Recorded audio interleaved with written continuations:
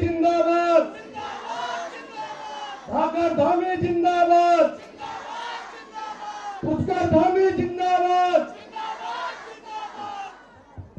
भारत माता की, भारत माता की, मातृशक्ति की, मातृशक्ति की, माँ पूर्णागिरी मैया की, गोलजू देवता की, बाराही मैया की, जय श्री राम। झुमाधुरी माता की, कड़ाई माता की, अखिल तारिणी माता की, ऋषेश्वर महादेव की, हरेश्वर बाबा की, बाबा गोरखनाथ की, हमारे सभी देवी देवताओं की, आए हुए सभी माताओं बहनों की। जनपद चंपावत मातृशक्ति बंधन कार्यक्रम समझू के इस महोत्सव में अभी आप सब लोग जिनको सुन रहे थे, हमारे अल्मोड़ा पिथौरागढ़ लोकसभा क्षेत्र के लोकप्रिय सांसद, भारत सरकार के पूर्व में मंत्री रहे और आप सबके वकील बनकर अनेकों कामों को भारत सरकार में लगातार आगे बढ़ाने का काम करने वाले आदरणीय अजय टम्टा जी, भारतीय जनता पार्टी के जिलाध्यक्ष भाई निर्मल महरा जी, उपाध्यक्ष राज्य स्तरीय लघु सिंचाई श्री गणेश भंडारी जी, लोहाघाट क्षेत्र के पूर्व विधायक आदरणीय पूरन फरदयाल जी, जिला पंचायत के अध्यक्ष बहन ज्योति राय जी, ब्लॉक प्रमुख विनीता फरदयाल जी, सुमन लता जी, किरण ढेक जी, रेखा देवी जी, निवर्तमान चेयरमैन गोविंद वर्मा जी, विजय वर्मा जी, हमारे वरिष्ठ नेता आदरणीय लक्ष्मण सिंह लंगड़िया जी, श्याम नारायण पांडे जी, शंकर दत्त पांडे जी, गोविंद सामंत जी, सुभाष बगोली जी, हमारे मंचासीन सभी नेतागण, सभी पदाधिकारीगण, सभी जनप्रतिनिधिगण, सभी मंडलों से आए हुए हमारे सभी मंडल अध्यक्ष, सभी जिला पंचायत के सदस्य, सभी ग्राम सभा के हमारे ग्राम प्रधानगण एवं पार्टी के सभी हमारे पदाधिकारीगण, श्री ललित कुंवर जी, जिला पंचायत के उपाध्यक्ष एवं हमारे आज के इस कार्यक्रम के संयोजक, जिन्होंने जनपद चंपावत में अनेक अनेक कामों को आज शुरू करवाने का प्रयास किया है, जिलाधिकारी श्री नवनीत पांडे जी, एसएसपी श्री अजय गणपति जी, पूरे प्रशासन की टीम और जनपद चंपावत की आज बहुत ही विशाल संख्या में चंपावत और लोहाघाट दोनों ही विधानसभा क्षेत्रों के और संपूर्ण जनपद से आए हुए मेरे सभी बड़े बुजुर्ग, सभी हमारी मातृशक्ति,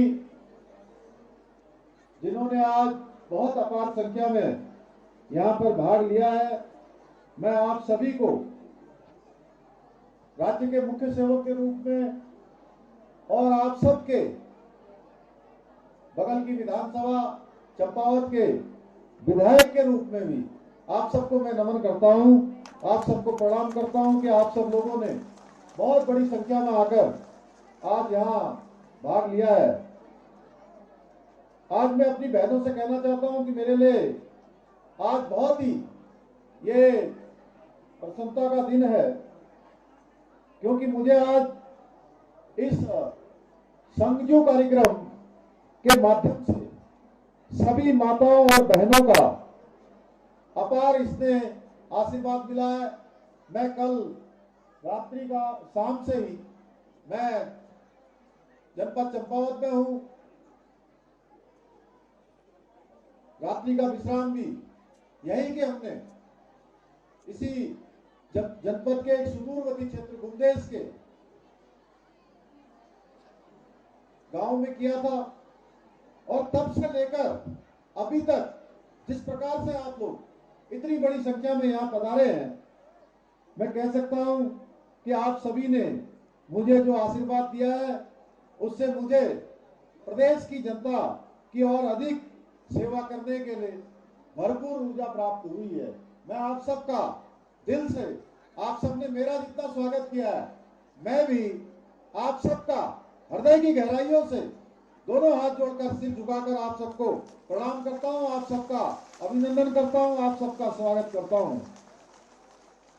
आज मेरे द्वारा चंपावत और लोहाघाट के संपूर्ण विकास के लिए लगभग 53 करोड़ रुपए की विकास योजनाओं का लोकार्पण और 108 करोड़ से अधिक की योजनाओं का शिलान्यास किया गया।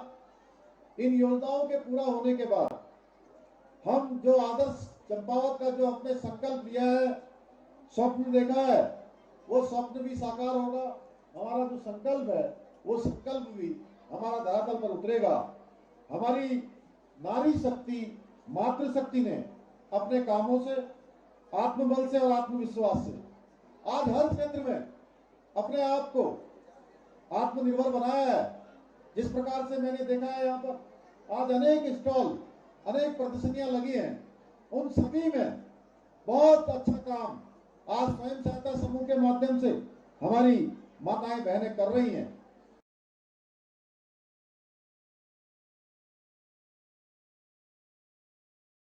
आज हमने जिस प्रकार से यहाँ पर देखा है, एक से एक अच्छे उत्पाद बनाने का काम हमारी माताएं बहनें कर रही हैं और मुझे खुशी हुई। उन्होंने कहा कि आप सबने हमको प्रोत्साहन देने का काम किया है, छोटे छोटे उद्यम करने का रास्ता दिया है और हमारे प्रधानमंत्री जी का भी यही स्वप्न और यही संकल्प है कि मातृशक्ति को आगे लाया जाए। आखिर हमारी जो न्यू इंडिया का सपना है यही तो है, जहां पर हमारी मातृशक्ति, हमारी माताएं बहनें सशक्त हों, सबल हों, आत्मनिर्भर हों और देश के विकास में उनकी बराबर की भागीदारी हो, बराबर की हिस्सेदारी हो। मैं अपनी माताओं बहनों से कहना चाहता हूं कि आजादी के बाद पहली बार देश के अंदर राजनीति के एजेंडे की धुरी को बदलने का किसी ने काम किया है, किसी ने इसमें परिवर्तन लाने का काम किया है, तो वो हमारे देश के, हमारे आदरणीय प्रधानमंत्री नरेंद्र मोदी जी ने किया है। उन्होंने माताओं बहनों के जीवन को ऊपर उठाने के लिए हर संभव प्रयास किया है। आज हमारे प्रधानमंत्री जी के नेतृत्व में जो काम देश में हो रहे हैं वो कहीं न कहीं हमारे नए भारत का और बुलंद भारत की आने वाले भविष्य की तस्वीर भी प्रस्तुत करते हैं। नए भारत की तस्वीर में हमारे देश के अंदर महिला पीछे नहीं, बल्कि अब महिलाएं, हमारी माताएं बहनें अब पीछे न रहकर बल्कि देश का नेतृत्व करने के लिए हर क्षेत्र में आज नेतृत्व देने के लिए सबसे आगे खड़ी है हमारी माताएं बहनें। आदरणीय मोदी जी की जो नीतियां हैं, उन नीतियों में हमेशा जो हमारी मातृशक्ति है, हमारी माताएं बहनें हैं, दीदी भूली हैं, ईजा बहनी हैं, उन सबको आगे लाने के लिए उन्होंने जो काम किया है आजाद भारत के इतिहास में वो पहली बार हो रहा है। स्वामी विवेकानंद जी, जो स्वामी विवेकानंद जी की धरती है, जहां पर मायावती में आकर स्वामी जी ने कई दिनों तक यहाँ प्रवास किया था, अपने जीवन की साधना की थी।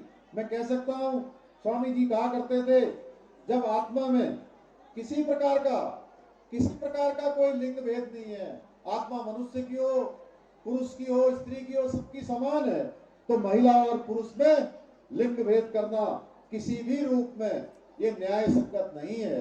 यह न्याय का काम नहीं है कि जिसमें हम महिलाओं को कहीं पीछे रखें। उन्हीं से प्रेरणा लेकर हमने भी आज आधी आबादी जो देश की है, उस आधी आबादी का प्रतिनिधित्व करने वाली जो हमारी मातृशक्ति है, उसको सशक्त बनाने के लिए, उसको सुरक्षित करने के लिए और समान बनाने के लिए, सबको समान अधिकार देने के लिए हम प्रदेश के अंदर समान नागरिकता का विधेयक लेकर आए हैं। मुझे पूरा विश्वास है कि यह कानून प्रदेश की जनता को समान अधिकार देने के लिए एक मील का पत्थर साबित होगा। और यह आधी आबादी जानते ना कौन?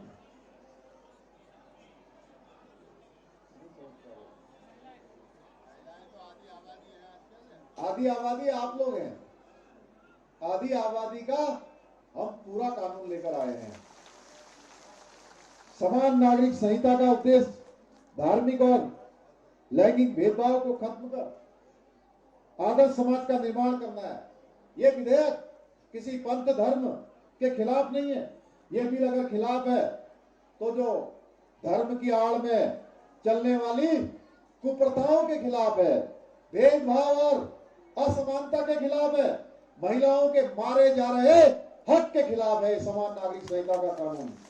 धर्म के चंद ठेकेदारों ने अपने विकृत और पुरुषवादी सोच के जरिए सालों साल जो हमारी महिलाओं के साथ अन्याय किया है, ये कानून उनके खिलाफ है।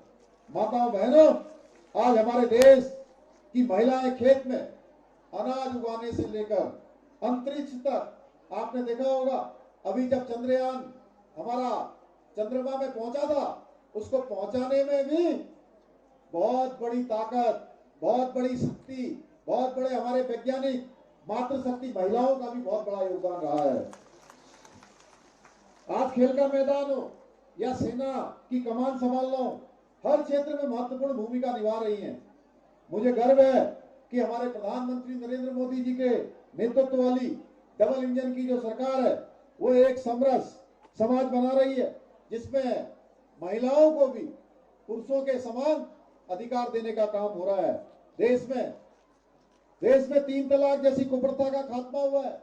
अभी अभी नारी शक्ति बंधन अधिनियम, हमारे अजय टमटा जी यहाँ पर बैठे हैं, इन्होंने भी वहां वोटिंग करी, सर्वसम्मति से वो प्रस्ताव माननीय प्रधानमंत्री जी के नेतृत्व में पास हुआ और महिलाओं के लिए, मातृशक्ति के लिए 1/3 आरक्षण की व्यवस्था विधानसभा और लोकसभा में सुनिश्चित कर दी गई है।